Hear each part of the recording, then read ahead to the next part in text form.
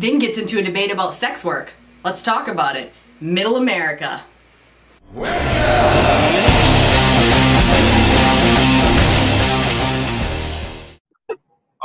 Hello, everybody, and welcome to tonight's debate between Vin and Kat Rogers.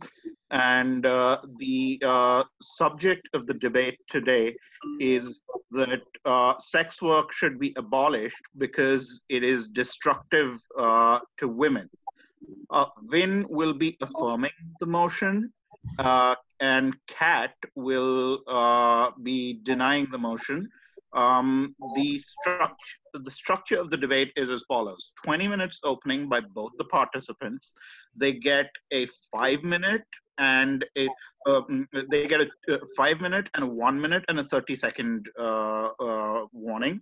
At 20 minutes, wherever you are, you cut off at that point in time. 10 minutes of rebuttal, 12 minutes of cross exchange, 15 minutes closing to each participant, and then we have the floor open for audience questions.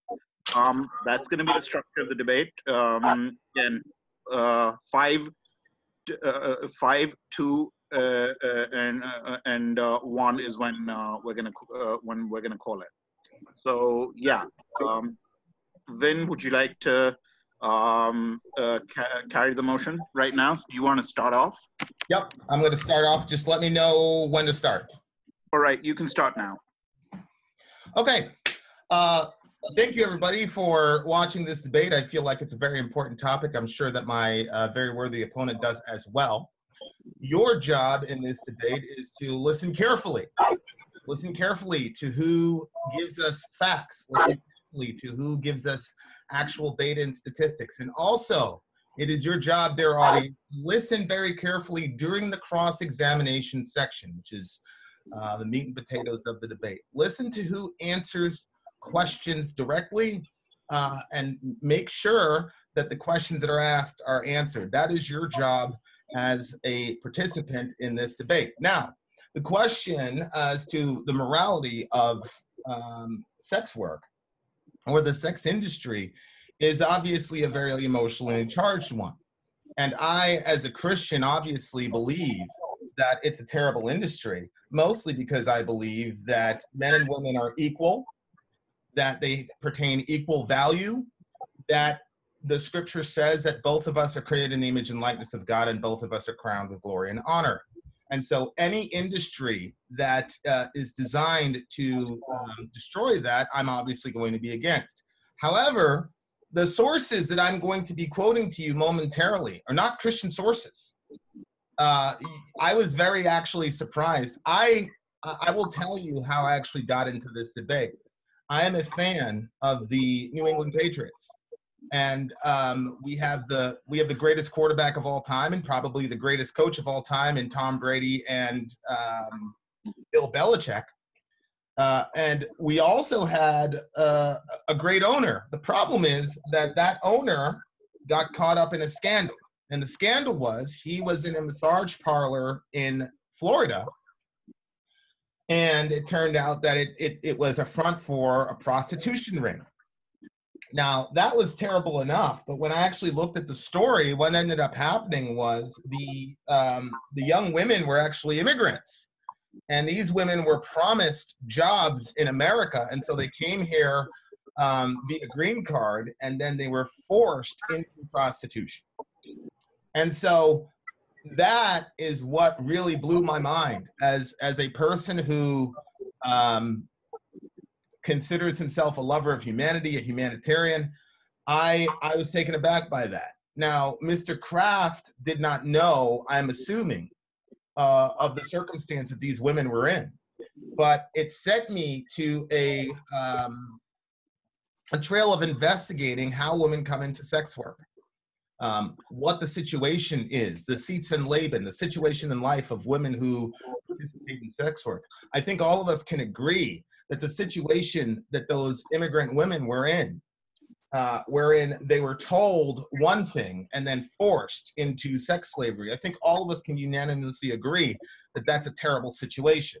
Now, As I've gone to speak more about these issues, I've come to a very, very strange realization, which is there are people in our country that truly believe that even though a given action may be terrible, as long as the woman consents, that absolves us of any moral responsibility. And I would just say that none of us really believes that. Let me give you an example. None of us believes that children should be able to make pornography, whether or not they consent. And the reason for that is because all of us will say the extenuating factor of their age militates against them making an informed choice. So we know that raw consent can't be the only barometer for morality as it pertains to this particular issue. Let me give you another example. Let's say there's this man named John. He's 48 years old. He's in his tank top and his boxer shorts. He's at a hotel for a business meeting. There's a knock on his door. He opens the door and he sees a very beautiful but very dirty 19-year-old young lady. And she says to him, "I'm starving and my brother's starving. Can we please have something to eat?" And John says, "Sure, take off your clothes and we'll roll around in the sack for a half an hour. You can eat whatever you want." Now, most people in that situation, my opponent actually, we had a discussion about this last week. My opponent said she'd never want her son to be that type of person. We agreed that that is an immoral action. Even though the young lady consented, we realized that this is immoral. He is taking advantage of a woman that's under extreme economic duress. And even though she is of age, we still see that as an immoral action. Therefore, we cannot just say that consent is the only barometer for whether or not an action is moral in regard to this particular topic. Now, Ms. Farley, there's a report from Ms. Farley. It's a groundbreaking report. I will supply all of the information later to anybody who wants to do their own research. I'm certain that my opponent is familiar with it. It was published actually in 2004 at the Center of Trauma Research. This document is also used as a reference for the U.S. Department of Justice and other United States departments that deal with this particular issue. Listen to what she says about women in sex work. Now, this Ms. Farley did probably the most comprehensive study on prostitutes and their attitudes toward the field. She talked to 854 women in the 9 different countries. Here's the summary. 95% of those in prostitution experience sexual harassment, which in the United States would be legally actionable in a different job setting. 89% of the women surveyed said that they would leave prostitution if they had other financial resources readily available to them. So now we have a question. Wait a second. If we say that John is a terrible person for taking advantage of that young lady because she was under economic duress, how can we then ignore the fact that when we looked at 854 different prostitutes in 9 different countries, that in that situation, those women said at a clip of 89%, they would leave if they had other financial options. Furthermore, 49% of those women said that pornography was made of them.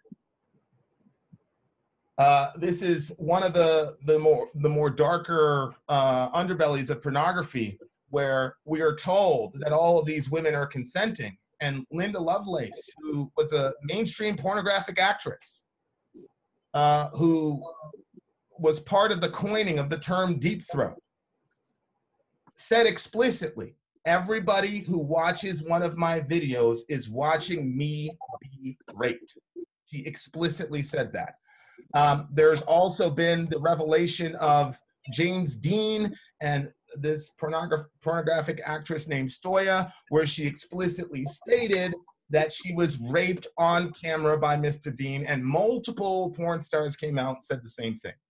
FightTheNewDrug.com actually had interviews with 10 ex-porn stars. Many of them said that their safe words were violated. Many of them said that the actors on their no list, meaning I guess there's a list where pornographers say, "Hey, I don't want to work with this person," that was violated. And all of them reported that they were under extreme pressure to continue in spite of that. This, ladies and gentlemen, is rape. They're being raped on camera for the sexual pleasure of millions of men. And this, we're told, is something that should continue. Furthermore, the other counter argument usually is, well, they consented to it. Well, we already saw that consent isn't the only way to judge whether or not something is moral. But let's look at this. Let's look at test cases like, I don't know, New Zealand. What about New Zealand? In New Zealand, from the New Zealand Herald, reread the following.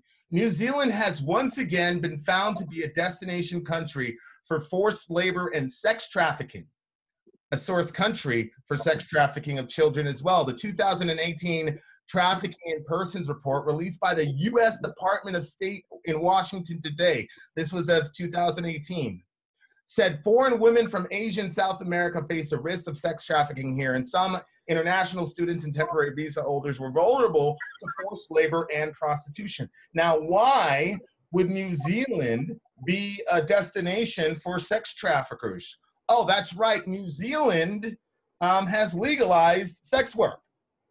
And so if you're a pimp and you're intrepid, you're going to say, why would I go to a country where sex work is illegal and have to do all this rigmarole to hide and veil my business? Why not just set up shop in New Zealand where it's legal and I can hide in plain sight? And because of that, New Zealand has popped in the United States Registry of Tracking in Persons, and they again popped on the report. What about Dutch women? Same situation. DutchAmsterdam.nl. The Hungarian women were tricked into coming to Holland with promises of well-paid jobs. Does that sound familiar? Most of the women are from the Roma community. That includes the female pimps whom the Justice Department considers to be victims as well. Gang members use the threat of violence to force them into preventing women, who were then encouraged to seek their fortune in the Netherlands. Often, a lover boy would take a girl with him to watch while he beat up someone else. The girls are told, if you run away, I will go after your sister and your mother. So what are we seeing? We're seeing in areas where sex trafficking is legalized that pimps actually set up shop there. And then they threaten the women that if they try to escape or report them, that other members of their family will be harmed. Now, I know this for a fact because I've worked with sex workers, and I've also worked in concert with the Sex Crimes Division in my local community. And many times I've heard from the officers themselves that they offer the women a stint in rehab. They tell them that they won't charge them at all. They just want the pimps and the johns turned over, and the women won't do it out of fear of the pimps and the johns, by the way. They're fearing the retaliation from the pimps and the johns. The police are already adopting what's known as the Nordic model, where you criminalize the johns and you criminalize the pimps. But why are these women not turning these men over? It's because of the fear that these pimps have over them. Now, at least in America, for now, women have a fighting chance of escaping the life because it's illegal. I actually knew one of these trafficking men, and he ended up in prison, which gave one of his most popular products, I will say, time to enter into rehab, get herself better, and I'm happy to report that at least one of her children, many of them were taken by the state, but at least one of the children is with her now. But most women are not in that situation, and they definitely will not be in that situation if you legalize or decriminalize all forms of sex trafficking. Look, at the end of the day, all of us have to take accountability for the fact that we are supporting an enterprise that literally exploits the bodies of women. Now, I have to tell you, it's been a very strange experience to be called a misogynist, because I don't believe that we should continue to do this. Let me read again the results of the Farley study.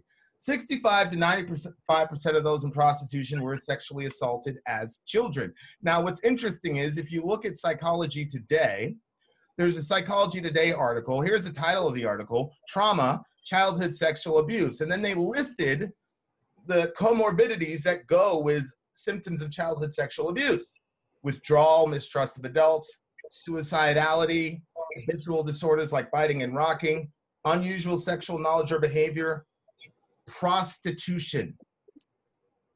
Yes, ladies and gentlemen, you can go to psychologytoday.com right now, and one of the comorbidities of early childhood sexual abuse is prostitution.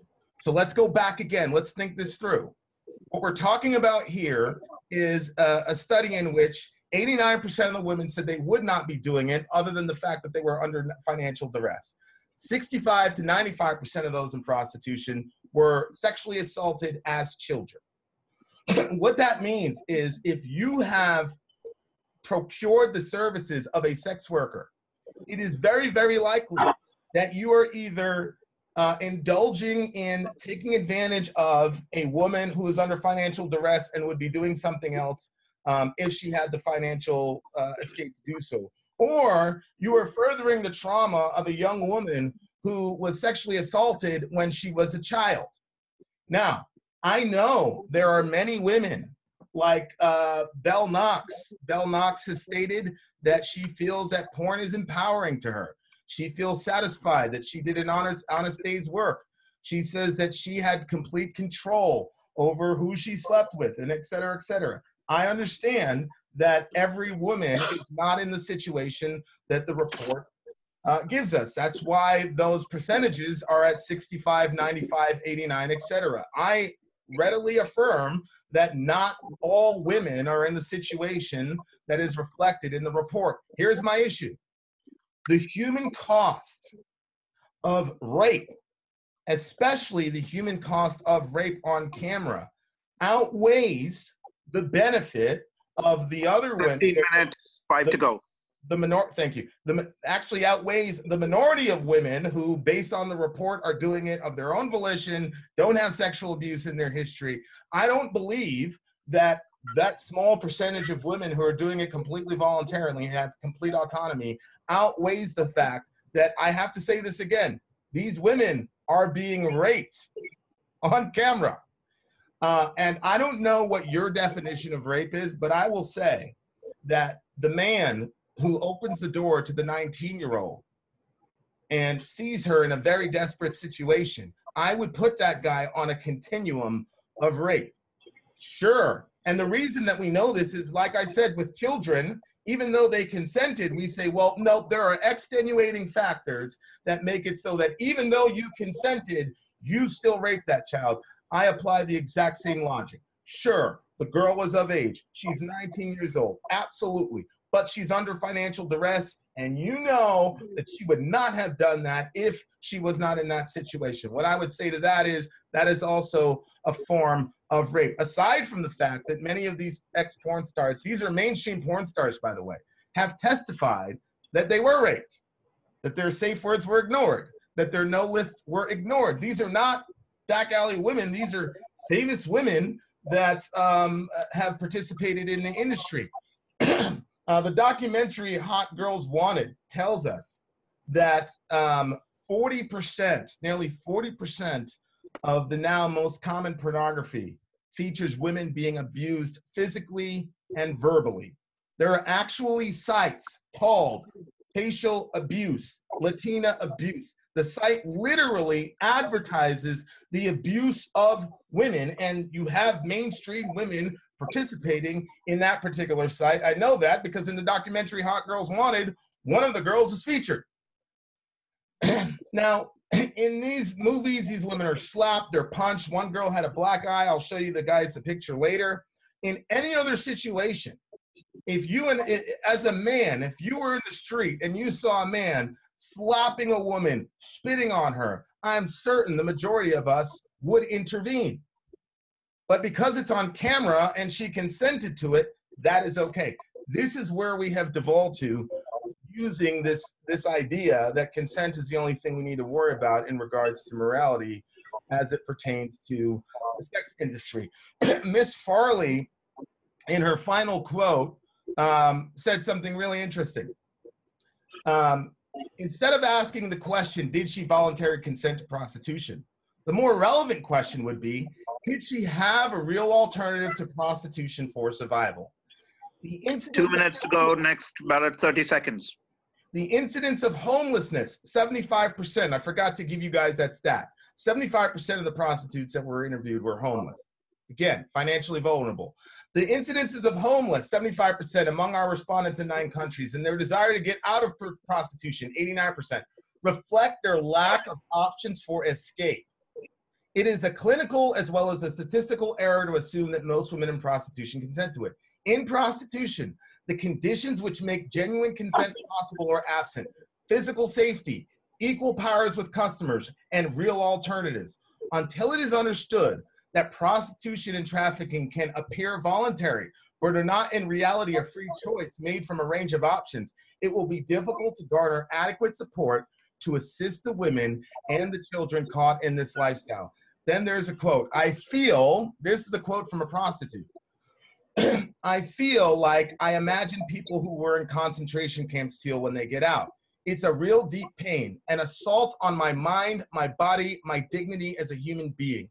I feel like what was taken from me in prostitution is irretrievable.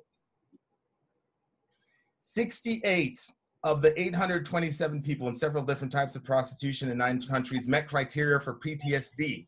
This is the reason why that this document was published on the Center for Trauma Research.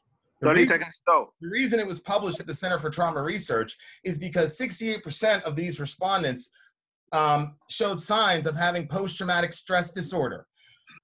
So look, if you believe that because a woman consents to this, in spite of the data that you have just heard, if you believe that that makes you a moral person, if you believe that this is an action that should continue in the country, then I don't know what else to tell you. Thank you very much for hearing me out. And 2 seconds remaining. That was a very good job. Vin, thank you. Now, Kat, if you would like to respond, please let me know and I'll start the timer. All righty. Okay, here we go. Okay. Ready? Yep. Okay. So when you're speaking of consent, yes, of course, there are ways that you can consent to something and it still be morally wrong.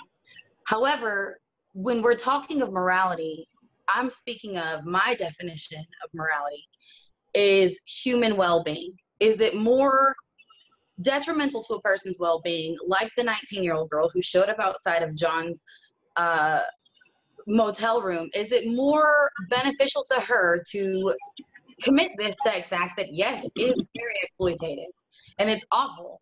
Or should she just starve to death? Because oftentimes in cases, that's what you end up with. And it's fine to say that it's wrong or it's debasing or it's degrading or whatever.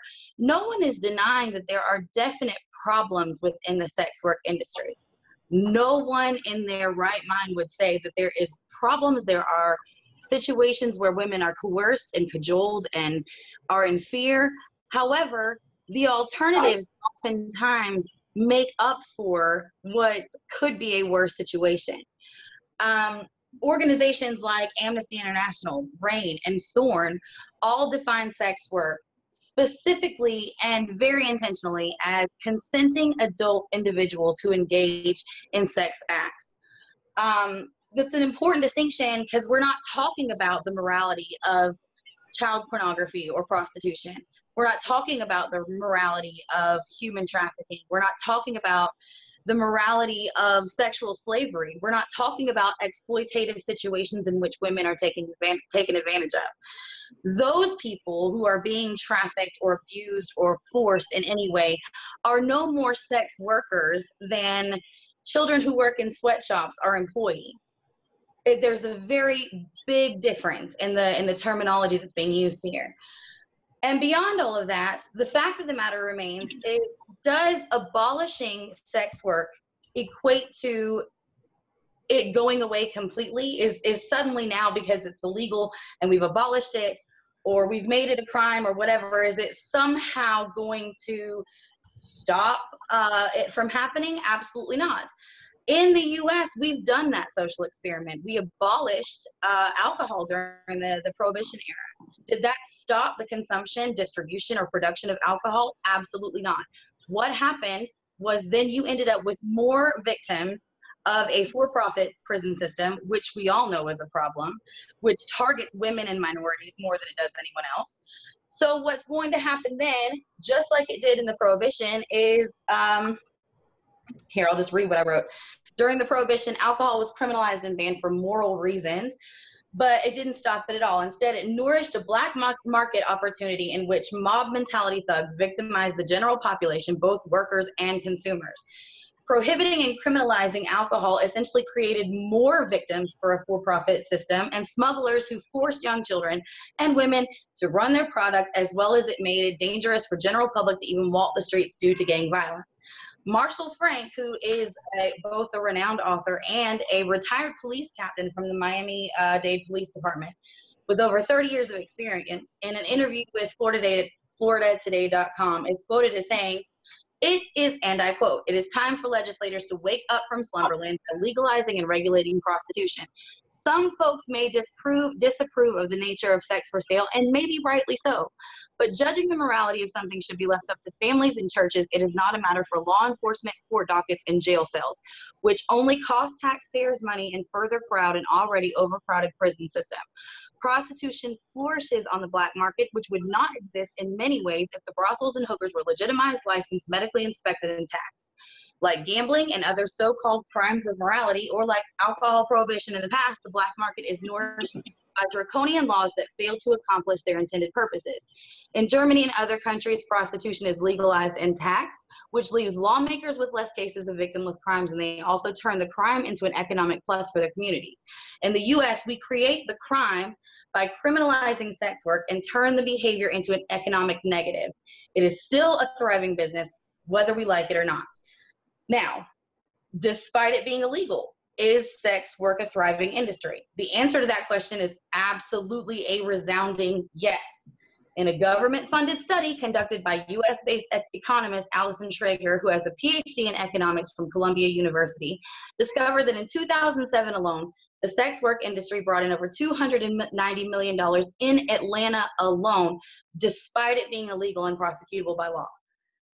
Allison Schrager also wrote in a book titled "An Economist Walks into a Brothel," in which she discovered the price of sex work in legal brothels was on average 300% higher than that of individuals who sell sex entertainment illegally or individually. The reason behind this is that individuals who work for institutions that have been regulated and legalized have to pay for the security of that legalized institution, which is not fair. And she is quoted as saying individuals who pre-internet would not have or would have signed with a pimp or a madam or a filming industry are now comfortable with sex entertainment.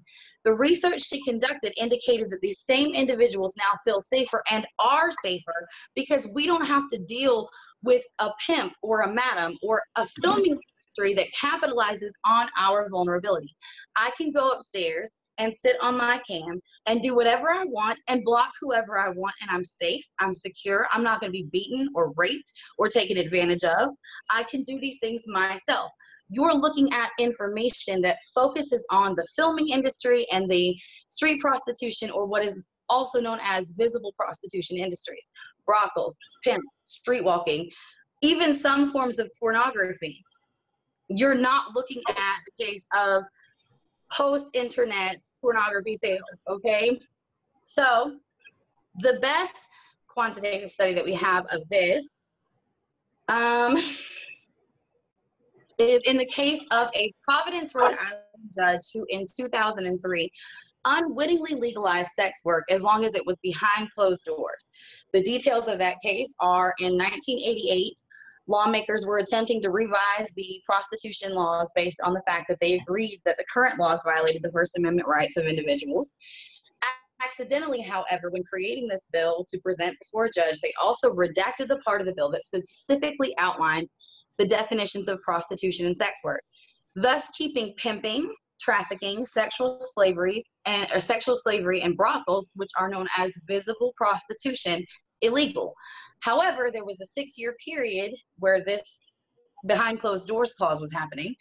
And during this period, in Rhode Island alone, reported rape statistics dropped by 31%, rape and assault dropped by 31%, abortion rates dropped by 22%, and cases of STDs have dropped by 39%.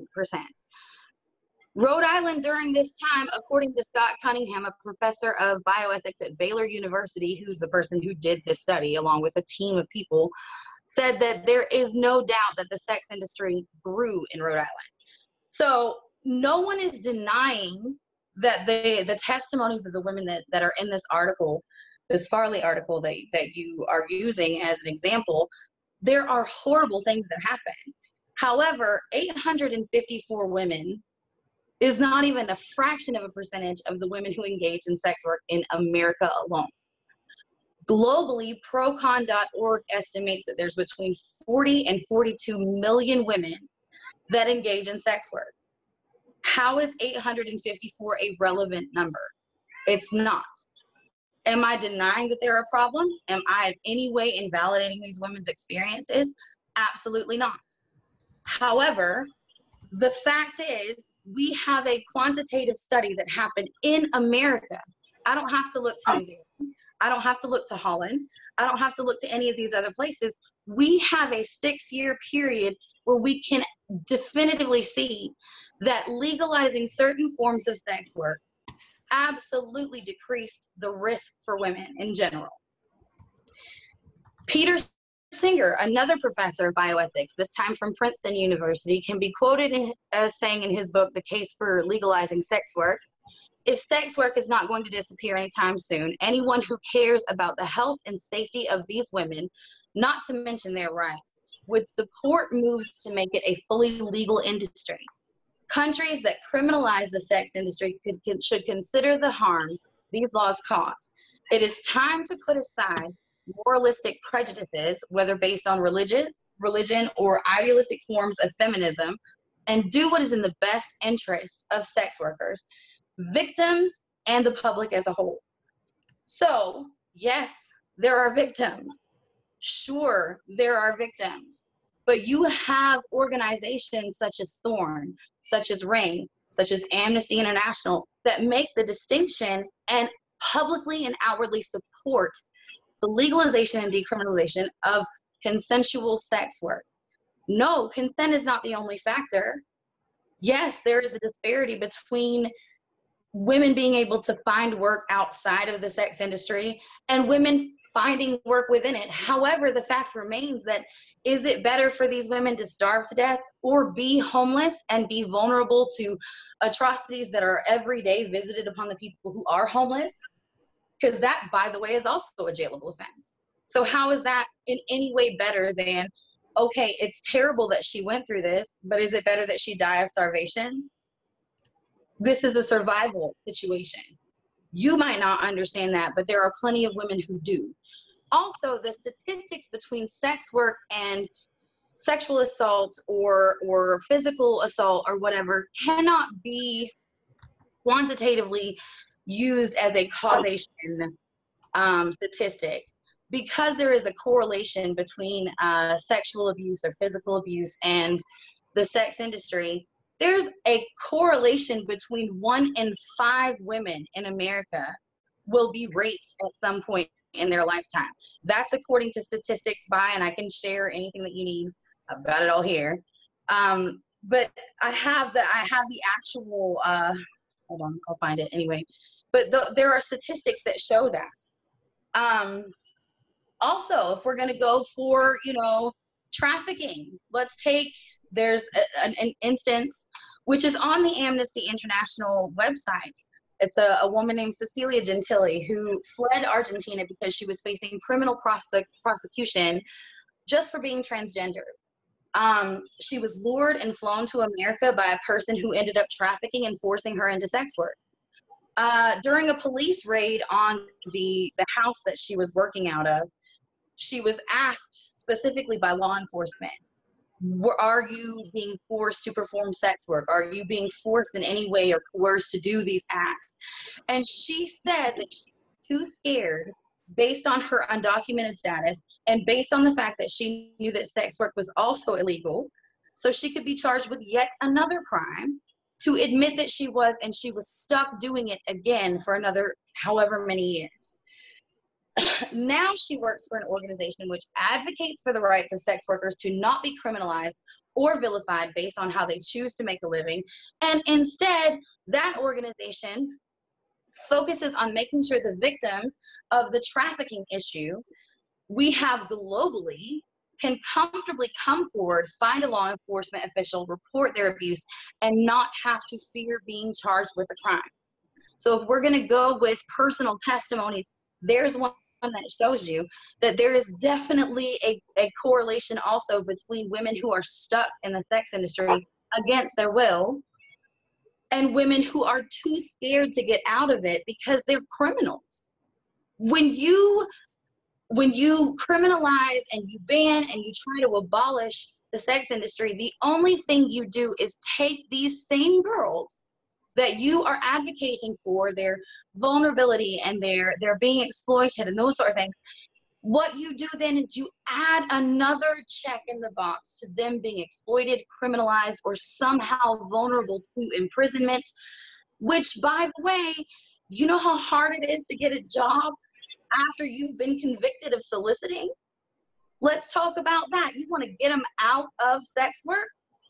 Then don't criminalize it. That's not how you manage that problem. You don't turn them into felons based on what they had to do to survive, and then make it even harder for them, the ones that are actually struggling and have to turn to sex work to feed themselves. Those women now go to prison, and then they get out, and guess what they do? Because they're going to have even more added cost of probation fines and those sort of things. You're not helping them. You're not helping them at all by criminalizing something that they have to do. And what you're damn sure not doing is helping the women who don't have those sort of situations. We live in an age where I don't have to have a pimp. I'm not at the mercy of anyone. I get to pick and choose my clients. Just as any other, I literally did a poll on my own Tumblr, which I have a 10,000 following on, and asked the women that follow me who do sex work, have you ever felt like you couldn't deny a client? Have you ever 15 minutes over, 5 minutes go. I'm sorry, 5 minutes? Mm-hmm. Yeah. Okay. Either way, it was a resounding no. Because in the age of the internet, all I gotta do is block you. You're talking about street prostitution. You're talking about visible prostitution. You're talking about exploitative practices that happened like Linda Lovelace. That was in the 70s. Women didn't even barely get paid for what they were doing in the 70s. Damn straight those women were victimized. So whether you like it or not, the oldest profession on the books is not going anywhere. It's not leaving anytime soon. All you're doing is creating more criminals. No, and also as far as the James Dean situation, those are situations that absolutely needs to be addressed. That's why there need to be regulations, there need to be laws, there need to be cases where women can go and seek out legal advice and legal counsel and be protected instead of being victimized. Those are terrible examples that only prove that by further criminalizing these acts, you're not helping these women. And the morality of it, whether it's moral or not, whether it's right or not, morality, concerning morality, is irrelevant, because your definition of morality is not my definition of morality. And you say that that your morality says that men and women are equal. Well, then why are women who have sex for any reason, whether it be for monetary gain or not, what makes them less equal? I don't understand where we're going with that. But regardless, if you want to help women, if you want to empower women, if you want to help victims, then focus on those people. Don't focus on workers, because there's a giant disparity between worker and victim. Done. All right. So that was 17 minutes and 18 seconds. At 20, I give it a pause. Vin, would you like to start your rebuttal? Please let me know when you'd like to do that, and I will give you a 5-minute, 2-minute, and 30-second warning, just like I did. Yeah. It's a 10-minute rebuttal. So let me know when. Just say go. Okay, go. Okay, well, I think my opponent's a bit confused. She initially said, yeah, the guy at the door, he's terrible for exploiting her. And then later on, she accused me of not treating women equally. What do you mean, what makes them less equal? I never said that women were less equal. As a matter of fact, it's their equality to men that makes me not wanting a social structure in which people have to do that to survive. She then talked about, well, should she just starve to death? As if there are only two options. Either the girl prostitutes herself or she starves to death. How about we create a society in which vulnerable women do not have to resort to selling their bodies in order to eat and feed their families? How about we create societies where the billions of dollars that we're pouring into pornography and war are reallocated to helping women in those situations? I think that's a much better solution. I know a woman locally. I actually used to work with her. And she's a single mom, boyfriend abandoned her, similar story. And she was able to look into certain grants for small businesses, and she's now literally a multimillionaire doing tours all across the country telling her story. Those are the societies I'd like to create. I don't want to create a society in which women have to go to a hotel and do those types of actions to feed their families. I think what we need to do is focus our energy in putting women in situations where they do not have to do that. She said Linda Lovelace, that was in the 70s. Linda Lovelace was one example. I talked about the 10 women who testified at Fight the New Drug. Kat, I'm pretty sure, is very well aware because I had posted that, where they all gave their testimonies about their safe words being violated, etc.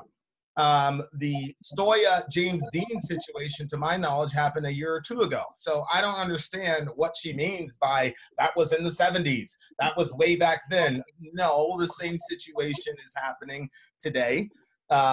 Mr. Dean has suffered no prosecution for what he did because, again, these pornographic companies get women to videotape consent, and they consent to whatever happens to them for that next 40 minutes, and so it's not prosecutable.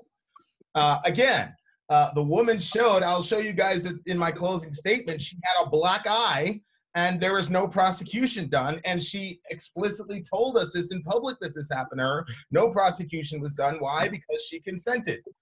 Then there was this very, very strange argument where prohibition was brought up, which is to say, if you make something illegal, all you're going to do is bring it to the black market. I mean, imagine if somebody was a pro-child pornography advocate and used the exact same argument. Would that work?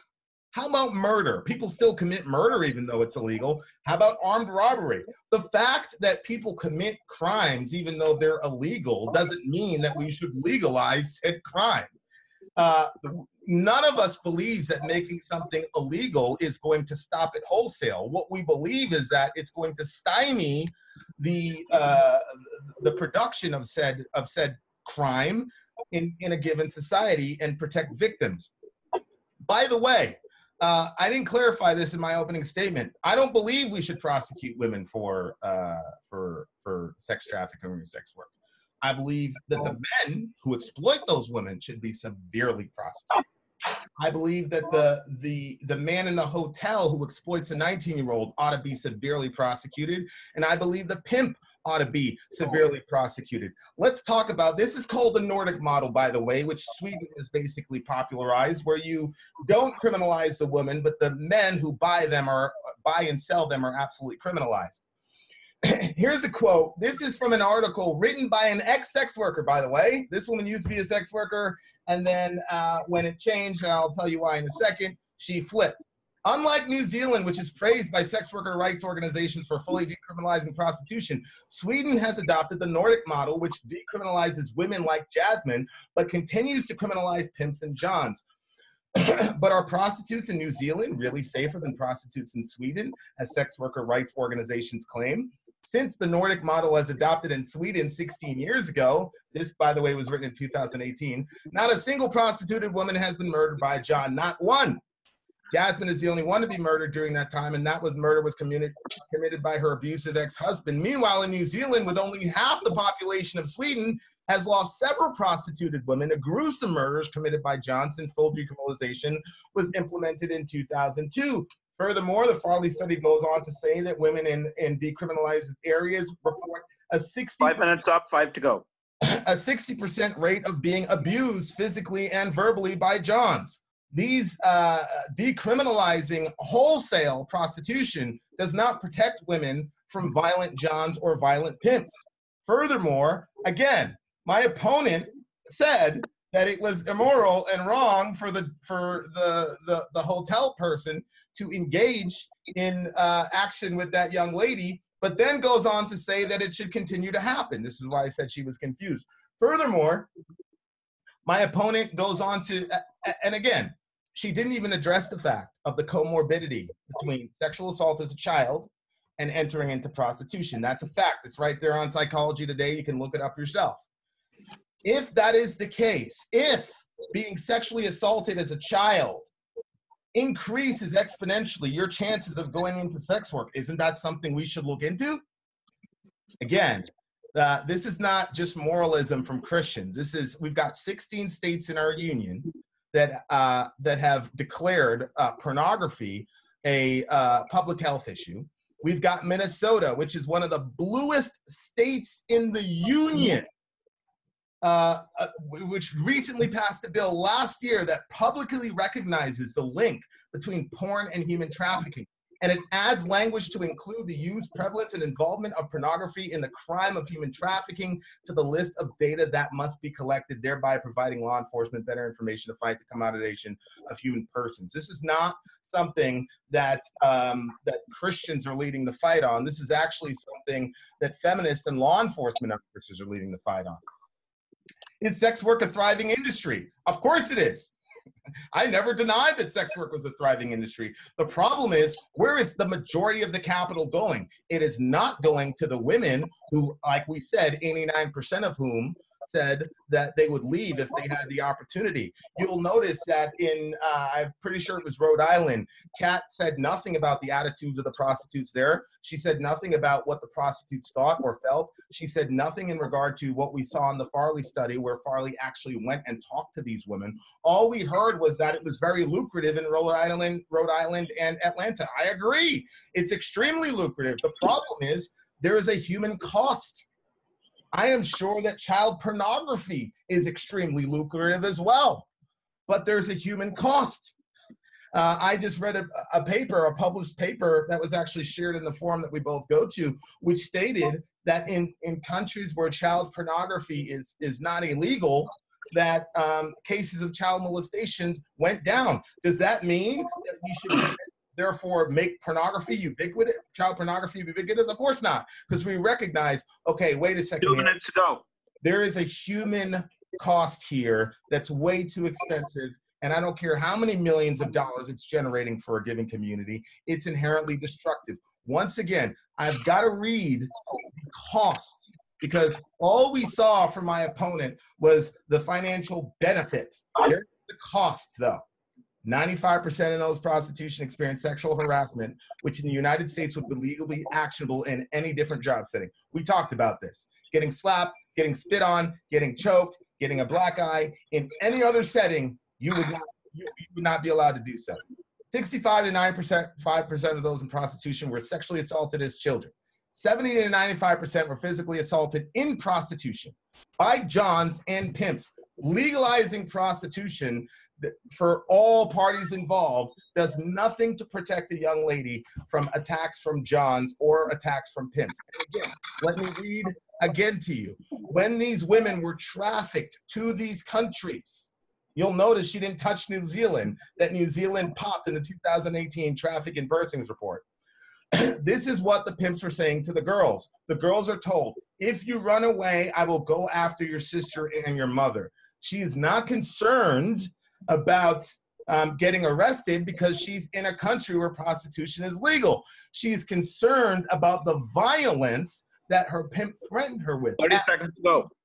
At least if it was illegal, she would have a fighting chance. She'd be able to roll the dice, try to get the guy arrested, and run for her life. But what Kat wants to do is put this young lady in a situation where she has no recourse. This guy's threatening her, but it's completely legal. There's no recourse for johns or pimps. These women are suffering terribly. I understand there's a monetary gain for it, but in my mind, society needs to work on different options for women so they're not constantly raped. Yeah. That was good. That packed in a lot. Kat, when you want to start your rebuttal, let me know, and I'll give you 5 minutes, 2 minutes, and 30 seconds warning. Should I say go? Yeah. Go. Okay, so it's fine that you want to create this society where women have all of these options other than sex work or prostitution or whatever, but the reality of the situation is that these women sometimes don't see their way out. So the point of decriminalization is not to provide a way out, it's to keep them safe. The point of the matter is not about, let's create all these jobs so that women can go and do something different with their life. Of course, in any type of utopian society, we're going to have a situation where women don't have this disparity or a gender pay gap or any of those things. But the point of the matter is you don't create that by creating further criminals. And okay, you don't think that women should be prosecuted. That's fine. I appreciate that. However, that's not the standpoint that every other person takes. That's pretty unique to you. And second, you bring up Linda Lovelace and the James Dean situation. There, I have right here in front of me a list of women. There's 25 on one list and 15 on another, all of whom say that porn helped them to get to a point where they could leave the porn industry. Sasha Grey, Satine Phoenix, Dylan Ryan, Stoya, etc. All of these women had very positive experiences. You are once again focusing on the minority or even the majority. You are focusing on personal testimonies that do not represent the majority or a percentage even that can be used to conclusively say that it is all inherently bad. Because some people, that's why I brought up the sex shop situation, or you can't call the victims of abuse sex workers. Those are victims of abuse in the same sense that you can't say that child sweatshop laborers are employees or slaves who were forced to work the fields were employees. There is a vast difference in the two terms. The prohibition example goes to show that when you criminalize a situation based on moral grounds, then guess what? You don't stop the distribution of it. Yes, same goes in the child pornography industry. You don't stop that from happening. You don't stop victims of the sex trade from happening by criminalizing people who are not victims. That's the point that I keep making. And I feel like you might be confused because you keep confusing workers with victims. There's a vast difference there. Morality of what the John does is irrelevant. Safety is relevant. This woman who goes up to somebody's doorstep, if this man beats her, can she then go to law enforcement and say, hey, I was turning a trick and he hurt me? No, she can't. That's the point that I'm making. That's the point that you keep, I feel like, willfully ignoring. 1 in 4 girls under the age of 14 in America alone report sexual abuse, and those are just the reported cases. So the correlation between the comorbidity between sex work and child abuse is irrelevant because 1 in 4 women also grow to become teachers and doctors and nurses and mothers. I feel like I said that already. 89% of women said they wanted to leave out of 854 women. Out of 40 to 42 million sex workers in the world. That's not even a portion of a fraction of the actual number of people. That's not a great case study. Rhode Island, the Rhode Island situation, yes, I did. I spoke of how the crime decreased and the industry grew. The industry grew because women were no longer afraid to supplement their income by doing sex work. They were no longer afraid of retribution or prosecution. It grew exponentially in 6 years. I said that. 100% of profit goes to, out of the $290 million that Atlanta alone raked in 2007, if you empowered women to make their own sexual entertainment materials, and they didn't have to go through an industry, they didn't have to go through a filming agency, they didn't have to pay other people for their security like they do in the Nevada brothels, then guess what? 100% of that profit goes to those women. And as far as the black eyes and all of that stuff, listen, are women abused? Yes. Are we abused in our daily freaking lives? Do our husbands abuse us? Do our priests and our preachers and our teachers and our law enforcement agencies? women are at risk of abuse. However, I don't guess you've heard much of the BDSM community because I run a BDSM group on Facebook. I can guarantee you that some of us love to see the marks. Don't kink shame. Criminalizing sex work does not keep the workers safe either. 5 down, 5 to go. What now? 5 minutes to go. Okay. Criminalize or decriminalizing sex work doesn't keep the ones who are being trafficked safe. Criminalizing it doesn't keep them safe. Criminalizing it doesn't keep the worker safe. Decriminalizing it keeps the worker safe. You have to at some point acknowledge the difference and understand that I once again brought up 3 different organizations who actively work on fighting against child marriage, child pornography, sex trafficking, and rape statistics. Amnesty International, Thorn, and Rain, all 3 specifically work to fight against sexual abuse of women. And all 3 of those absolutely back the decriminalization and legalization of sex work for consenting grown individuals, because it's about keeping women safe. It's as simple as that. It's about keeping women safe. And the women that are included in keeping them safe are women who actively and consensually and enthusiastically, like myself, because I know plenty of us, there's plenty of us that love what we do. I don't have to do sex work. I own a business. I am that same person that is that local single mother that you're talking about. I got that loan. I opened my own business. I didn't start doing sex work until well after I had established that business. There are plenty of us out there that don't do it out of necessity, that don't do it out of fear or whatever. And what you're doing is, by focusing on one set of victims, you're creating another set of victims instead of doing what Thorn, Rain, and AI are doing and working together to help and fight for those victims. The New Zealand laws are praised by a lot of people. Did it open up a door for there to be other monstrosities that happen? Absolutely. It did. I don't think that I ever argued with that. There's a specific reason that I didn't use the New Zealand model in my argument. That is the specific reason. I agree with the Nordic system. I absolutely agree with the Nordic system. Men who exploit women, men who traffic women, or vice versa, deserve to be prosecuted to the fullest extent of the law.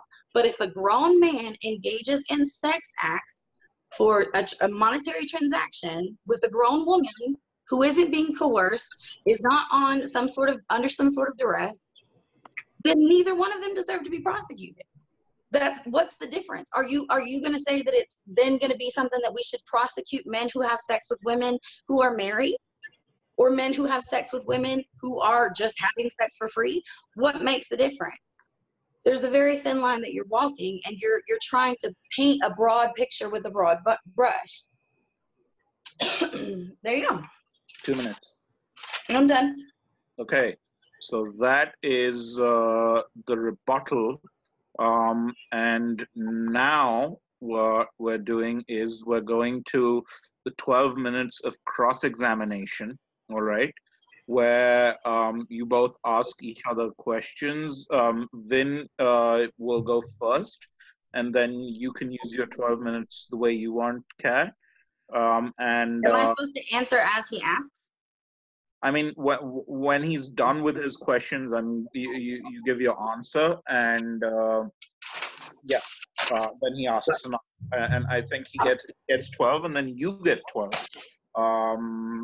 So that's that, and again, a 5-minute warning when 5 minutes are left, and a 2-minute warning, and a 30-second warning. Does that sound good? Yep. All right. Then go. You said you subscribe to the Nordic model. You do realize that if you subscribe to the Nordic model, the debate is over, right? Am I supposed to answer now or later? Now. No, I don't. So are you backtracking that you don't subscribe to the Nordic model?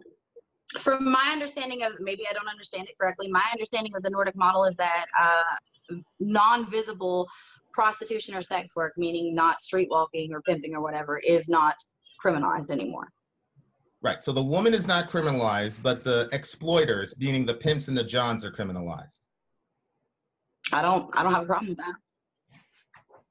Okay, so then you agree with me that pimps and johns should be criminalized then? Yes. Not Johns, pimps, yes. Okay, well, the Nordic model prosecutes johns as well as pimps.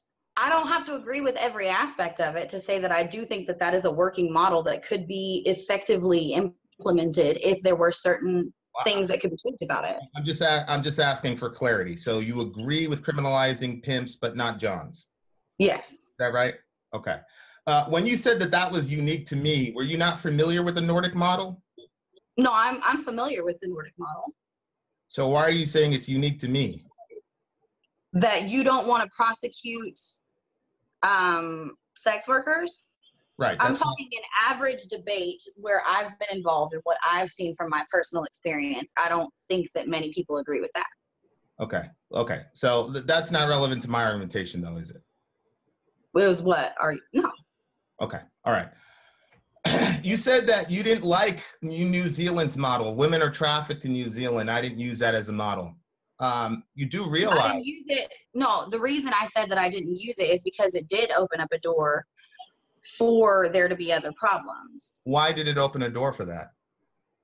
The same way that it does in anywhere. It's the same way that if you legalize marijuana, you're going to open up a door for there to be other problems. You're going to legalize, you know, the alcohol. You open up a door for there to be problems. There's pros and cons to it. So you disagree with what New Zealand did then?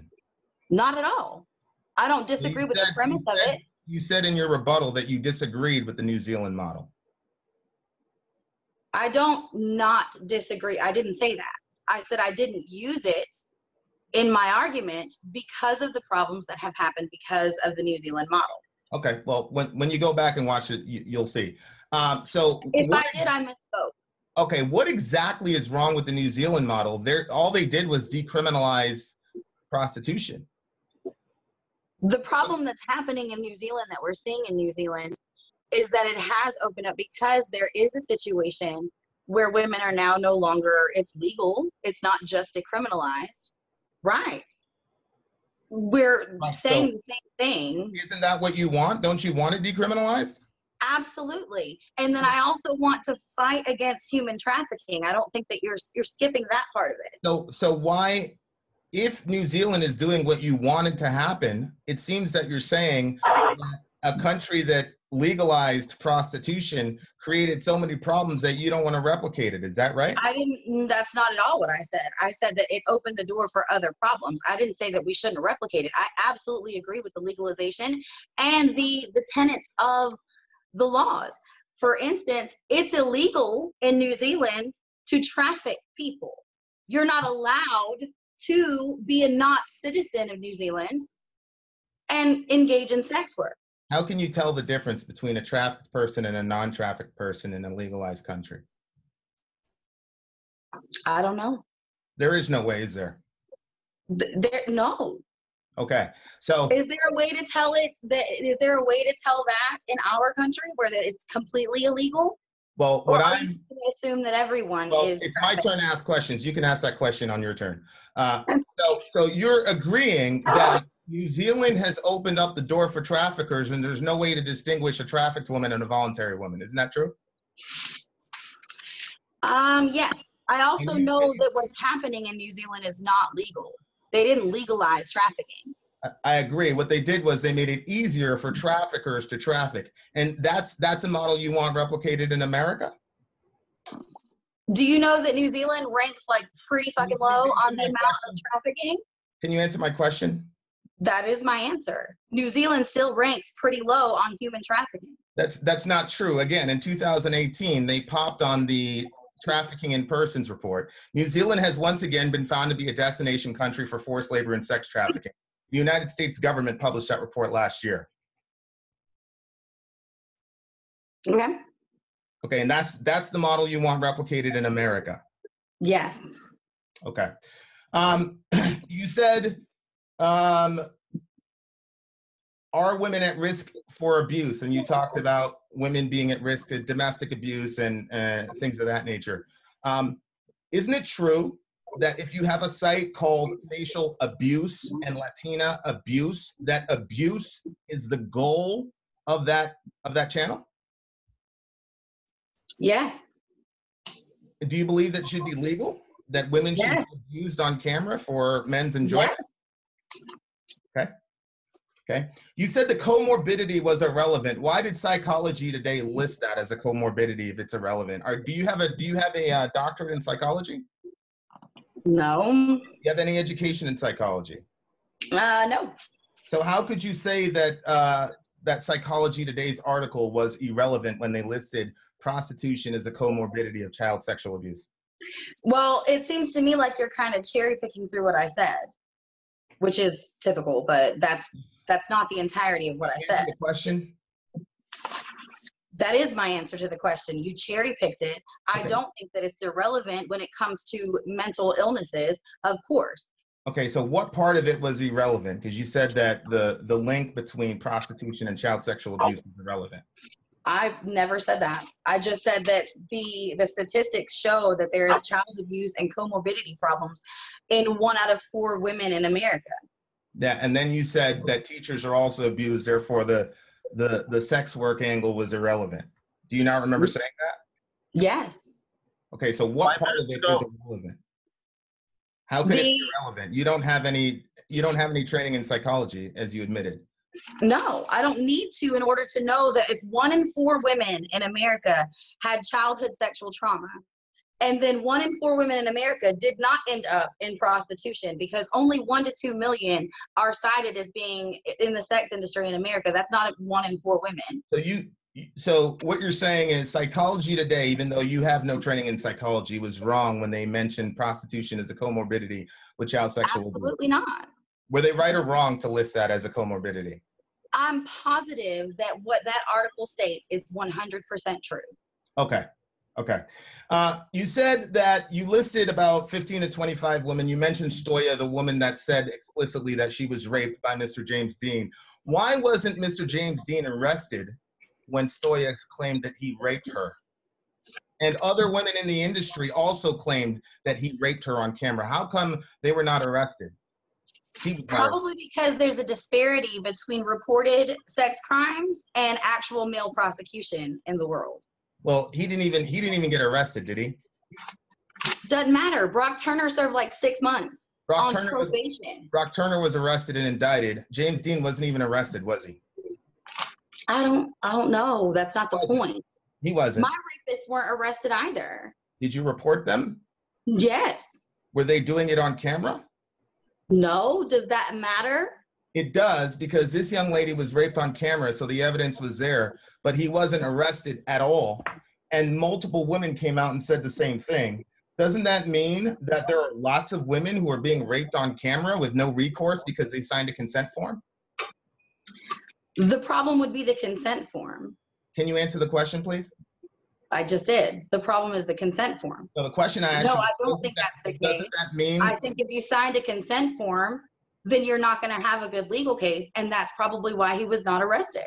Correct, because that type of work is legal in our country, right? Sure. So there's no way to protect that young lady once she signs that consent form. Isn't that true? Sure there is. There absolutely is.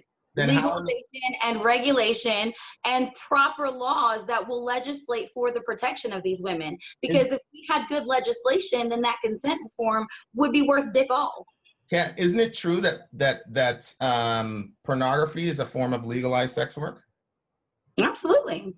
And isn't it true that those young ladies from Linda Lovelace all the way up till Stoya of last year are saying that they've been raped on camera for the sexual pleasure of men? Isn't that true? Sure. So don't we already have an example of legalized sex work that does not protect women from abuse? Yes. No. Okay. So we've got 2 minutes to go. We've got pornography as a form of legalized sex work that does not protect women from abuse. First, that could work for either one of our arguments. Because if there was better legislation, then those women would be protected. Well, the legislation that I'm going for is that we make things like that illegal. When When it's your turn to ask questions, Kat, go for it. You listed those women. You said porn helped them get out of the industry, and you said that a lot of women don't see a way out. Isn't the fact that porn helped them get out of the industry mean that the industry itself is something to be avoided? No. So why would they want to get out of a situation that they don't want to avoid? Why would people want to leave jobs every day? Sometimes you just want to go for something different. Yeah, That's what Sasha Grey said. But what you mentioned, well, and also Bell Knox, who entered into, do you agree with Bell Knox that pornography is empowering to women? Yes. You agree with that? Do you know that Bell Knox entered pornography because she had a $60,000 school loan that she had to pay off? Does that matter? I don't feel like that matters. Can you answer the question? I don't feel like that matters. So if that's true, that means that Bell Knox, who even though she claimed she was going into pornography to empower herself, did it because she was under some sort of financial duress. Isn't that 30 true? seconds to go. No. So paying off a school loan is not an issue in our country right now. Sure. Okay. So aren't there lots of people under financial duress due to school loans right now? My husband is one of them. Okay. So she did go into sex work due to financial duress then? No.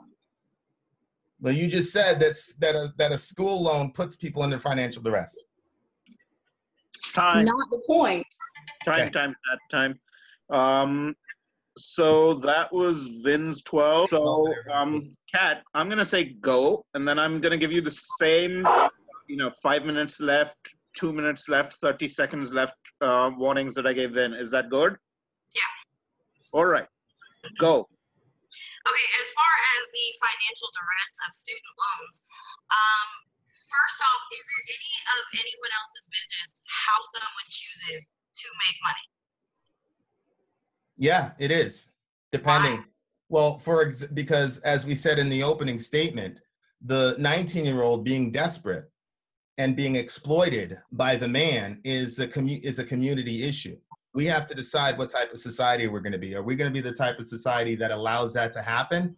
Or are we going to take action to make sure that people under financial duress and vulnerable people are not placed in situations that we wouldn't want to be put in?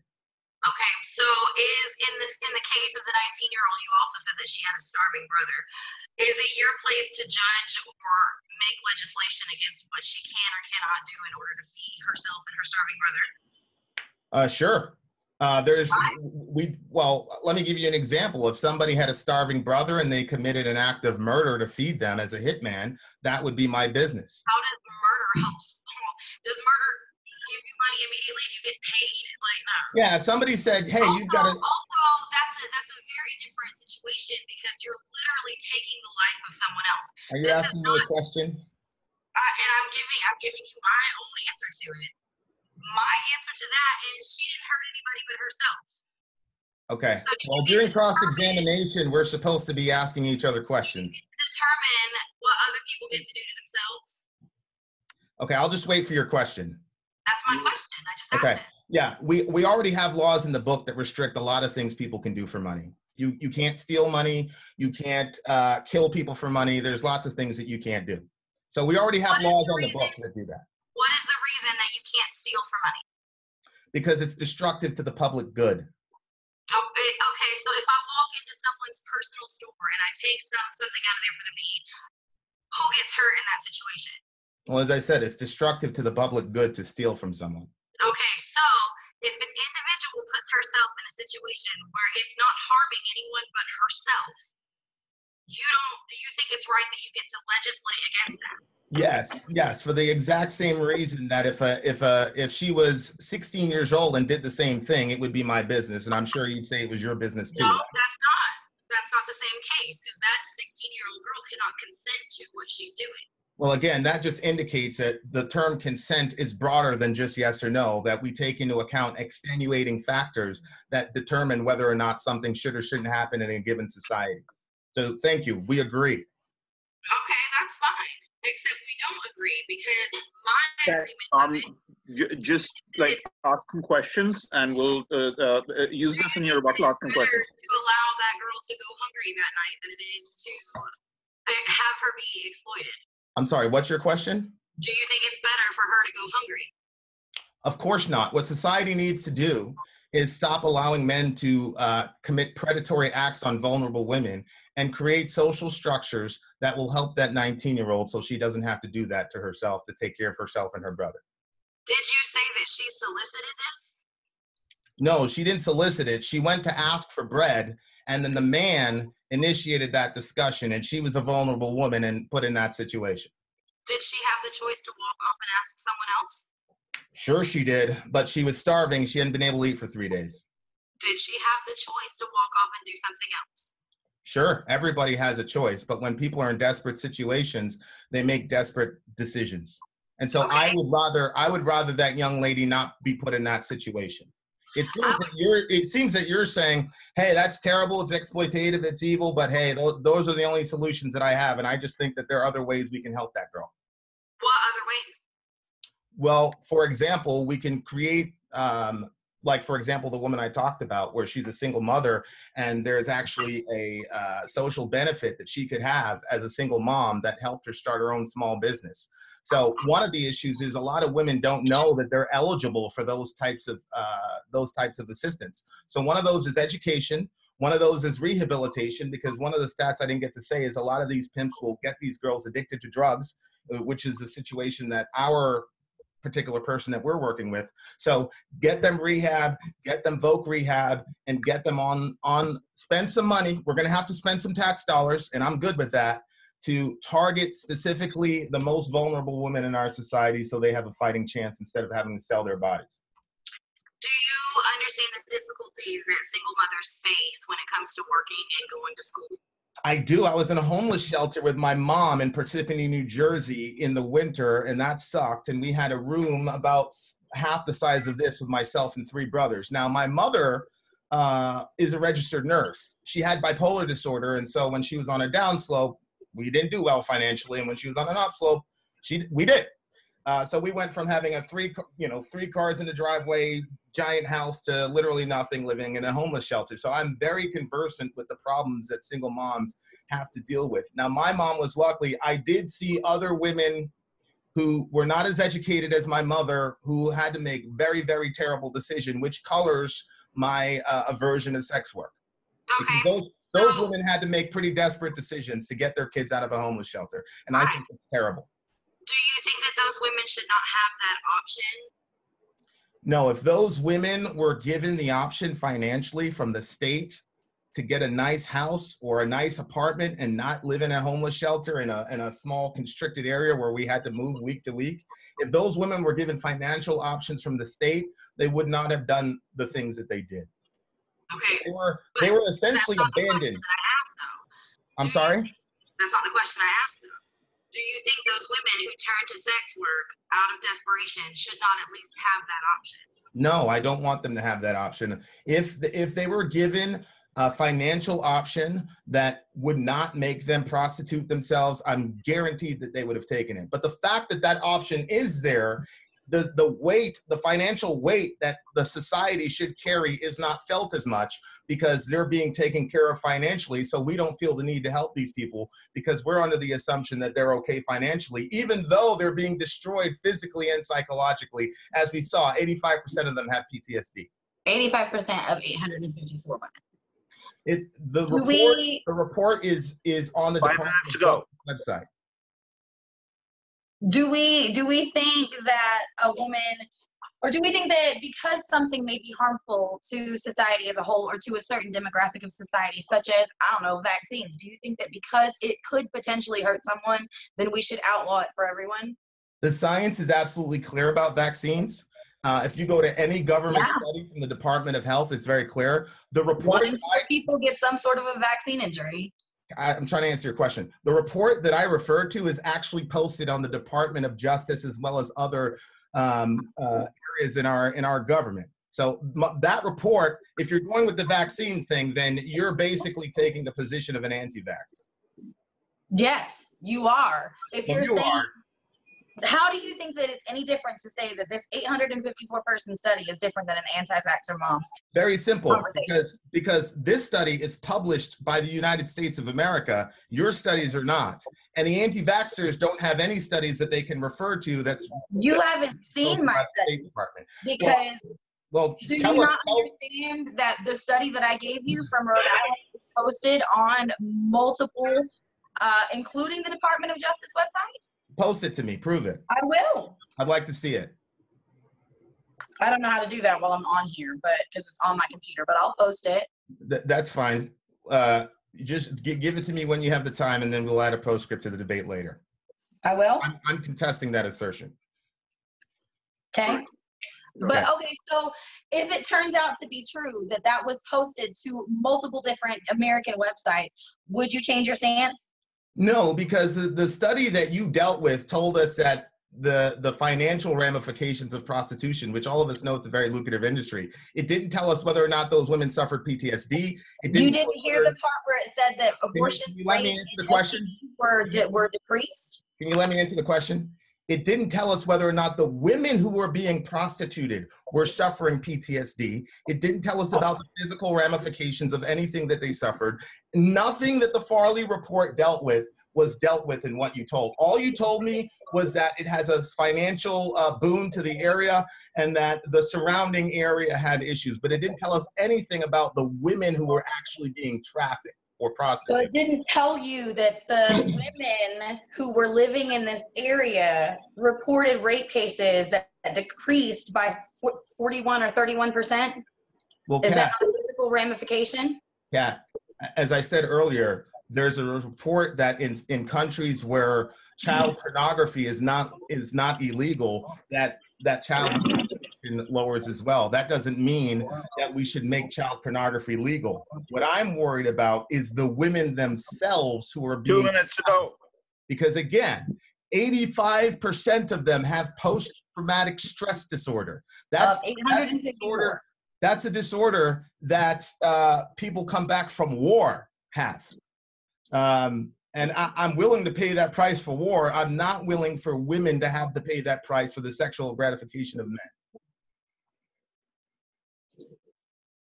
Okay. I'm done. Right. Are you done? Okay. So that is 10 minutes and 32 seconds. Now we go to the basically the closing statements. These are 15 minutes each. You can of course end sooner. Vin, you start off with your 15. Like before, I will give you a bell at 5, at 2, and at 30 seconds. And then Kat will repeat the procedure. Is that we'll repeat the process? Is that good? That's it. All right. Just say go and I'll be ready to go. Go. Well, what have we seen here? What we've seen is a lack of interaction with the real issues. You'll notice that my opponent said nothing about the cases of PTSD. The one time that she mentioned go back in the debate yourself and watch yourself. The one time that she mentioned the situation about the comorbidity between childhood sexual abuse and prostitution, she initially said it was irrelevant. But then she admitted to us that she's got no training in psychology. Well, apparently psychologists believe that there's a comorbidity between childhood sexual abuse and sex work. Look, I don't really believe that there's much disagreement here between myself and my opponent. My opponent admitted that there are clear issues with New Zealand. The problem for her is that she is advocating for the New Zealand model. She's advocating for decriminalizing Johns from buying women, which, again, if you've ever worked with sex workers on the street, the idea that you could decriminalize Johns and criminalize pimps is ridiculous. These people are street smart. How in the world would you even be able to prosecute a pimp in a situation where prostitution is decriminalized for the other two factors? All the pimp has to do, as we have already read, has happened in Holland, which is another area where prostitution is decriminalized. And I will quote, often a lover boy would take a girl with him to watch while he beat up someone else. She added, the girls are told, if you run away, I will go after your sister. I will go after your mother. Kat told us there is no real way to tell the difference between a trafficked young lady and a non-trafficked young lady. She told us that. She said she agreed with the Nordic model. But then when she found out that the Nordic model criminalizes Johns as well as pimps, she says, well, I don't agree with the Nordic model in total. I don't believe that my opponent has been very, very consistent in the way that she's engaged this debate. She agrees with the Nordic model. She doesn't agree with the Nordic model. She believes in the New Zealand model. She doesn't believe in the New Zealand model. What I will say for my opponent, and she's been absolutely honest in this entire debate, she says that there are serious problems with the New Zealand model. And then she says that's something she wants replicated in America. Furthermore, she talked about, yes, women can have domestic assault issues and things like that. All of us, I'm sure Kat and I both agree that women in those situations need to be helped. And that's a terrible evil that men would domestically abuse women. But at the same time, she is fine with websites that say, that literally feature the abuse of women. I do not suggest that you go to any of those sites at all in any way, shape, or form, but take my word for it. Those sites absolutely exist. I do recommend that you watch the documentary Hot Girls Wanted, and then you can see the aftermath of one of these sites. So Kat doesn't like it when women are abused domestically by their husbands, but she does believe that people should be able to be abused on camera if they sign a consent form. Kat says that she admitted that pornography is a form of legalized sex work. She also admitted there's no way to protect these women from abuse once they sign a consent form. James Dean, as according to the women that worked with him, has raped multiple women. The young lady actually said, I'm not going to read what she said because it's extremely graphic, but the young woman actually said that she said no. She said repeatedly, she said no and appealed to her safe words, and Mr. Dean continued anyway. But you'll notice he wasn't even arrested. Now, she brought up Brock Turner, and I think her and I would both agree that the Brock Turner case was a terrible miscarriage of justice. But even in that miscarriage of justice, the man was arrested, indicted, and had to stand trial. Mr. James Dean didn't. Why? Because pornography is legal in our country. The young lady signed a consent form. Anything he did to her on camera was completely fine. And by the way, I did my research. Mr. Dean is out shooting pornography as if nothing has happened. He's a featured star, and he's got like a $4 million net worth. So here's a guy who is a serial rapist, and he is able to continue to do so on camera because we've got a legalized form of sex work. That's what we have.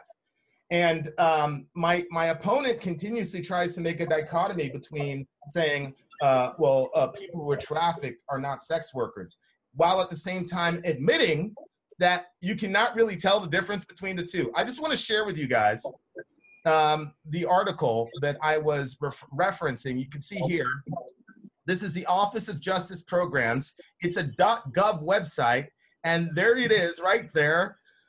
Prostitution and Trafficking in 9 Countries, an update on violence and post-traumatic stress disorder, the Journal of Trauma Practice, Volume 2, et cetera, et cetera. You'll see here the National Criminal Justice Reference Service, among others, appeal to the Farley study. Now, my opponent says that she's got .gov credentials at the federal level for her study. We'll see if she can use that.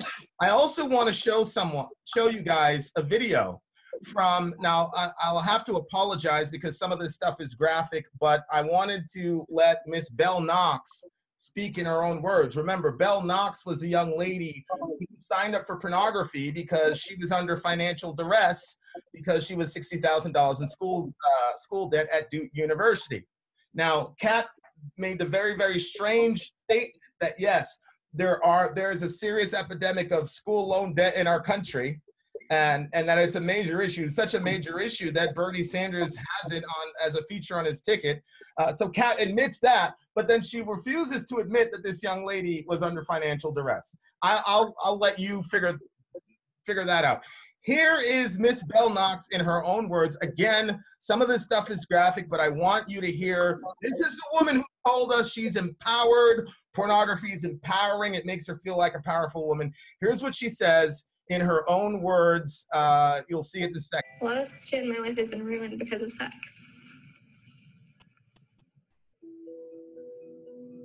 A lot of my family doesn't even talk to me anymore. I lost my best friends because I the sex industry and decided to be a porn star.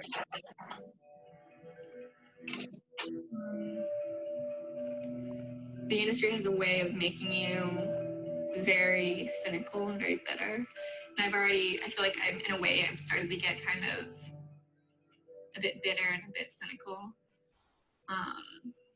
It teaches you to be street smart and not to trust people. I'm so used to being always on the lookout for scammers, for people who are going to try to pimp me out or traffic me. I think my experiences have aged me. I don't have the mind of an 18-year-old. I kind of have like the emotional baggage of like somebody much, much older than me. If you work too much or you have sex with guys with big dicks all the time, then you get tears in your vagina. It's not just like a normal 20-minute one and done. Like you're having sex for hours on end. Like the one time I had a tear, it was like the entire time I kept like just waiting for it to be over, you know what I mean? Like, okay, come on, hurry up, you know? And I know that sounds horrible, and people are probably gonna get mad at me and say that this means that I'm being exploited. But like, porn is like any other job, like it's labor, and I think that liking it is irrelevant. Most of the time it's like luck of the draw, and I just kind of, you know, show up and work with who I work with. Or I find out like the day of or the day before. Last time I was in LA, I had asked my agent several times, like, who am I working with? But he just wouldn't tell me. Like, he said he didn't know. I get to the set, I Google him, and I find out he's 50 years old. If I had left the scene then, I would have had to pay like a $300 kill fee. The director would have hated me, and I would have never gotten hired for the company again. So I did it kind of like out of professionalism. I've gotten a lot of backlash from girls in the industry who have said that I was a brat. It's as though they're saying you should just whoever and just be happy to do it. Even if your boundaries are disrespected, you should do the scene anyway. That's the job. I mean, I felt like crying during the entire scene. And afterwards, I was really, really upset. I just thought of my mom, who was always there for me and always protected me. And I think about my mom a lot when I do porn scenes. Just how sad she would be that her little daughter was doing this. I miss my mom and dad every day. It kills me that I'm not like closer than it kills me. Like, I'm so homesick right now. All the time I'm homesick. But my parents gave me like a really good work ethic. You know, my dad traveled everywhere to make money. 5 to go. I think that people see Belle, but they don't see Miriam, and they don't see what I actually am like. I don't know, this is so weird. I think I'm Miriam right now. Because her real name is Miriam, but she's starting to disassociate. Like I said, I'm not a psychologist. Probably none of us are, but you don't have to be a psychologist to see that this woman she's in a lot of pain. Now, all of that pain cannot be attributed to pornography. I don't think it's pornography's fault that her friends and family disowned her. I believe that if you have a friend or a family member, you ought to love them unconditionally. And I've told my kids as such. And if any of my daughters, for whatever strange reason, I'll tell you, to be honest, I work like hell, mostly for my daughters. I've got 3 boys. But the majority of the work that I do is designed to set my daughters up so that they're not in a financial situation where this will ever have to be a reality for them. So I don't blame that on pornography, but did you catch what she said? She had to sleep with a 50-year-old, and if she didn't, she would have got blacklisted, and so she did it anyway, even though she didn't want to do it. This is, again, blurring the lines of what is actual rape and what is actual consent. You will notice that she said she had to be, now again, this is a mainstream porn star who was telling us all about the virtues of how empowered she felt as a woman, et cetera, et cetera, et cetera. And yet, she doesn't have the ability to say no to sleep with a 50-year-old man who could literally be her father/grandfather. She doesn't have the ability to say no to him. And her manager, agent/pimp, because again, pornography is a form of legalized prostitution, wouldn't tell her. Because he knew that once she gets to the set, it would be almost impossible for her to walk away as an industry standard. This is the common testimony of women in sex work. Notice she also said that she had to be constantly aware of scammers, and she literally used the term traffickers. Now, why in the world would a mainstream porn star have to worry about traffickers? Oh, it's because, as we saw in the Farley study, 49% of those women were forced to do pornography, because everybody knows that once you do pornography, it's there digitally forever. It's a means of keeping you in the system. So we're supposed to look at a young lady like that. And last thing I'll point out is that you will notice the peer pressure, not from pimps, but from the other women who called her a brat because she had the audacity to determine who she would work with and who she wouldn't work with. This is in the mainstream. We already have Linda Lovelace, who says everybody who watches my scene is watching me be raped. Everybody who watches this young lady's scene with that man is watching a form of rape. And I just have to say, again, I readily will admit to you, there are lots of women who give testimony that porn is great and it's helped them financially, yada, yada, yada. But you'll notice that my opponent never said, no, these women are not in financial duress. My opponent's response is, well, what else can you do? It's either that or they starve to death. I don't accept that. I don't accept that for the same reason that I fight for Medicare for all. I know it's going to be hard, but we can make it happen. I'm not going to accept an America where people are dying because they're rationing insulin. I'm also not going to accept an America where this happens to beautiful, intelligent young women because they have to pay off school loans. There are ways we can address this situation. If Bernie Sanders' proposal for student loan forgiveness was in action, she wouldn't have had to endure that type of pain and suffering. So it is relevant, and it is relevant to us. Do we want to be an exploitative society that does this to the minds of women? Now, this woman is probably never going to be honest with Dr. Farley if there is an interview, but we caught her in a moment of honesty. And I'll have to say, 30 seconds. I have to say to the men, if you participate in this industry with the knowledge that you have now, the only solution I can give you is the gospel. I'm a Christian. All the people I've quoted have not been Christians, but there is forgiveness for you. If you would stop this evil practice, repent, turn to Jesus to the forgiveness of your sins, he'll forgive you and give you the power to overcome your obvious addiction, because most of you don't want to participate in rape. Thank you very much. Right. There's 2 seconds to go, and that's that over with. Kat, when I say go, you can start. I will give you the same warning. 5 minutes to go, 2 minutes to go, 30 seconds to go. Right? Hi. Go. All right. So much of what I've been said has been either misrepresented or cherry-picked through. I absolutely agree with the New Zealand model in regards to protecting sex workers. There are clearly things that need work. There are clearly things that are always going to be something that we're going to have to fight an uphill battle with, such as trafficking. Trafficking hasn't been solved across the board. It hasn't been solved. We're still, Vin just said in the beginning of this argument that supposedly Robert Kraft was using trafficked women here in America. So you're not suddenly going to see some sort of magical solution to human trafficking by making criminals out of women who are just trying to make a living. My entire argument throughout this debate has been that women often and will continue to engage in sex work for multiple and various reasons that are not the business of anyone but themselves. It's my stance that those women have every bit of 100% the right to do what they choose to do with their lives, whether it's a mistake or not. We all make mistakes. We've all done stupid shit. We've all done shit that we would disagree with. However, what you don't do is sacrifice the entire group of women, such as myself, who definitely, I'm not a victim.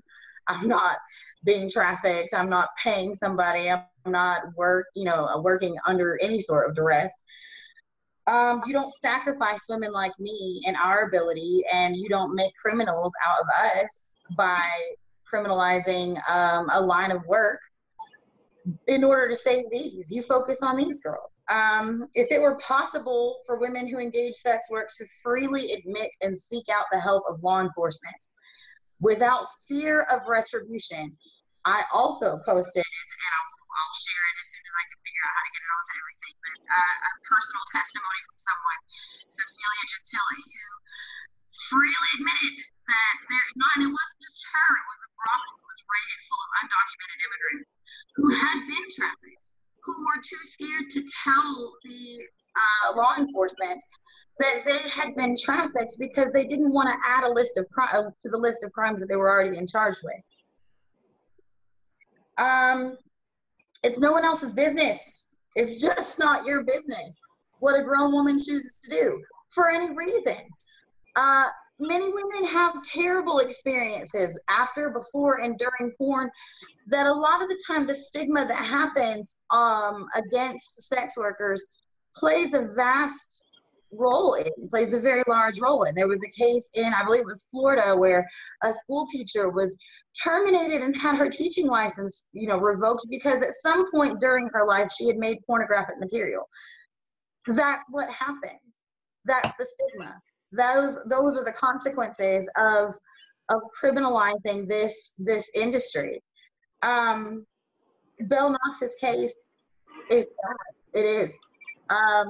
But along with most of the horror stories that we see in porn, it can be resolved through legislation. It shouldn't happen where you sign this consent form and then boom, there you go. They can do whatever they want to you, which is one of the things that I do support about the New Zealand law. The New Zealand law specifically states that at any given time, before, during, or after the act of engaging in whatever sex act is going to happen, a woman has the right to stop it and deny service. She has the right to deny her clients before, during, and after, whether money has been paid or not. That is one of the things that I think is great about the New Zealand law.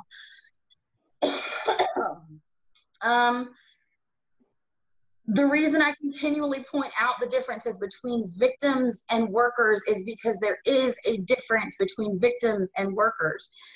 Vin can look that over all he wants and say that we're all victims and it's all whatever. It's fine if that's your opinion, if that's your standpoint, but I work very closely with my local kink community as well, and I can tell you that the majority of the girls that I've seen are definitely not victims. If you want to help legislation, advocate for legalization, advocate for laws that can be passed to protect these women who are inevitably always going to engage in sex work. You're never going to stop it. I'm not saying we should just throw caution to the wind and say, okay, fine, it's all great. You can traffic, you can do child, pornography, whatever. No, but if it's a grown woman and she's engaged in sex work, which she's going to do, then she deserves protection. She deserves safety. And the only way to do that is to legislate and advocate for legislation and make it safer for her to seek out law enforcement without the fear of prosecution. Victims deserve a voice. They definitely do. Every one of these cases of women who have been trafficked, children who have been trafficked, men, boys, whatever, they all deserve a voice. They all deserve advocacy. They all deserve people who are going to fight for them. However, on the other side of that coin, there is women like myself. There are people who willingly and thoroughly and enthusiastically engage in whatever form of sex work because we focused a lot on pornography and street prostitution. We haven't focused on camming. We haven't focused on internet interactions. We haven't focused on what I do, dom work. There's a broader spectrum, and when you just broad blanket say it should all be illegal, then all you're doing is creating more criminals because it's going to happen. You're not protecting anyone. You're not stopping trafficking by outlawing pornographic material or sex work in general. You're not going to solve those problems by just throwing all of us under the bus. There you go. I'm done. All right. So that is basically 6.5 minutes. Vin, would you like to open the debate up for audience questions? I think we have 6 participants right now, 3 of us and I think 3 other people. So yeah, if you want to open it up. Kat, how much, it's 11 o'clock Eastern right now. Kat, how much time do you have? I mean, I'm good. I've got stuff to do at 12, but I'm good until then. So it's really up to you, however much time you have. All right, let's start with 15 minutes, and then we'll take it from there. So I think the best way to do it is somebody asks me a question, and then somebody asks Kat a question, and then we just go back and forth. I think we just lost two of our participants. Yeah, I'll start the clock as of now. Go. So I'll unmute everybody, and if somebody, I think Johnny, I don't know if Haas is still here. No. So if anybody's got any questions for the audience, they can let it fly. I think it's just Megan's admin's iPhone. Megan, Johnny isn't here. Admin's iPhone would be me. For some reason, it says admin's iPhone. All right, Mr. Admin, do you have a question? Yes. Would you agree and acknowledge with Kat, though, that Kat would not necessarily be in the prostitution business, but that there are several forms in pornography that, like, her form may be completely safe and no harm actually comes to her? What's the question? Would you agree with that there are different forms of porn, and that in her case she's safe? I said as much in my opening statement. The forms of prostitution or sex work that I covered are the most ubiquitous forms and the forms that take the largest slice of the pie. In the pornography industry, the vast majority of the billions of dollars that are being generated do not come from private cam workers like Kat. That's just not true. We all know that that's not true. So I focused on the major issues around the world, actually. So my entire premise of this is that we've got an industry where women are being raped for the sexual pleasure of men. And my position is the human cost on that side is not equated with or outweighed by the benefit on the Kat Rogers side. That's my entire argument. I have never, ever, ever said that 100% of the women in this industry are in that predicament. What I've said was the human cost is too high. That's what I've said. Right. Now a question for Kat. Does anyone have a question for Kat? Johnny Haas is back in the house, so maybe Haas has a question.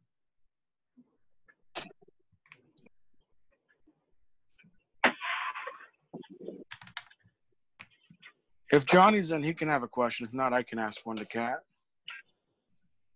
Okay, go ahead and ask your question, admin, and we'll let Haas go next in line.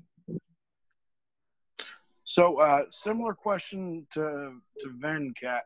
Would you recognize that you're not technically in the prostitution industry because it's a dominatrix, but you're not actually selling your physical body as much as you're selling the image of your body?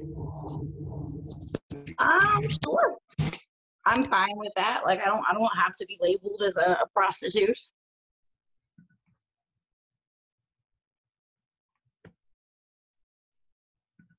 It's definitely sex work. It's just not physical prostitution.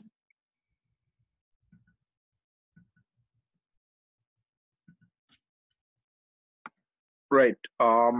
If that's the answer, is there a question for Vin from anyone? Question for Vin. Nilesh, I assume if you have questions, you can ask too, even though you're the moderator. No, you know what? I'm gonna stay out of this one because I'm moderating it. It is in the interest of fairness that I not ask either party a question. So yeah. That's why we made you the moderator.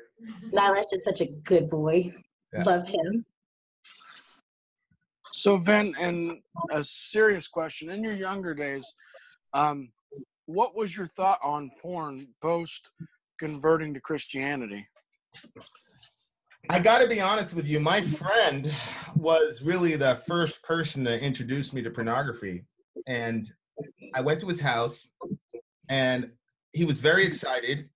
and it comes on, we start watching it, and I gotta tell you, the Black community is not very progressive on their on the LGBT stuff. So what happened with me at the time was I was like, and I don't know how people are going to take this, but to me, I was like, yo, this is gay. We're watching a dude. There's his junk all out. Like, I was just, I didn't really have any feeling toward the women because, you know, I hadn't done any research or anything like that. I just thought it was strange that men were watching other men do stuff. I just thought it was weird. I was very uncomfortable. And I just felt weird. This was my best friend. Like, this guy was like my brother. So it was just a very, very, it was a very strange introduction to pornography. And so after that, I was like, yeah, I'll just, you know, I was in high school and, you know, 5,000 people in our school and there was a lot of action to go around. So to me, I was like, I'll just stick with the real thing. I didn't really understand why anybody would really engage in that. I'm just being honest. To me, it was just, I was like, I looked at him, I said, yo, this is gay, I'm out of here. And he and I actually never talked about it again. So I'm being as honest with you as I possibly can. I have since progressed in my views on my LGBT brothers and sisters. But at the time, you know, I think I was 14, 15 years old. And that was my perspective on porn. I was more grossed out by the dudes. And I didn't really think much about the women. Kat's laughing at me probably. So I guess a similar question for Kat. I'm sorry. I said that's the same thing my husband said. His first experience was with a group of guys, and he was like, "This is a little gay. I don't want to do it." and your husband's Black, right? Yep. We're not very progressive with this stuff. I mean, very true. I think he's got a question for you, though, Kat. What's up, James? So, similar question. When you were a fundamentalist Christian, what was your view on prostitution and sex work, and how did that vary?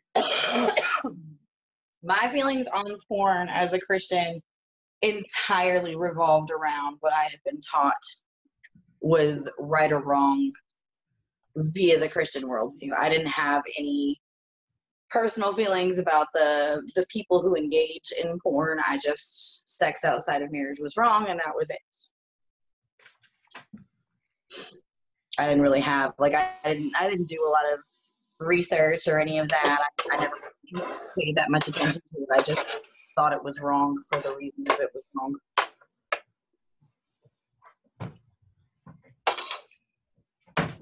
Great.